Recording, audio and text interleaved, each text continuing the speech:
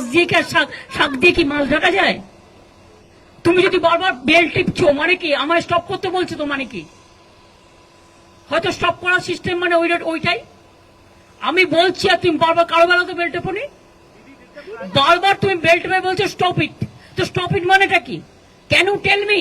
আমি এত senior politician, এতবার ইলেক্টেড মেম্বার, অপোজিশনের মধ্যে একমাত্র গেছি ভয়েস রেকর্ড করতে। তোমাদের কোথায় ক্রেডিট দেওয়া উচিত ছিল? তুমি আমাকে বারবার যদি আমার বক্তব্য তুমি যদি বেল পাঠাও, বেল দিয়ে আমাকে স্টপ করতে বলো, is it not humiliation or ইনসাল্টেশন? আমি 6 মিনিটও করিনি। অপোজিশনের পক্ষ থেকে সারা দেশে মাত্র একজন। তা ডেমোক্রেসিটা গেল কোথায়? ডেমোক্রেটিক রাইটসটা কোথায় গেল?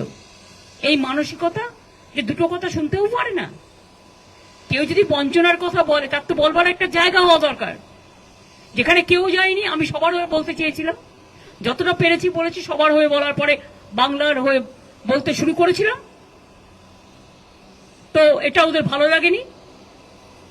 এরপর থেকে ভাবতে হবে যে আদৌ ওদের মিটিংয়ে যাওয়া উচিত কিনা সম্মানের সাথে।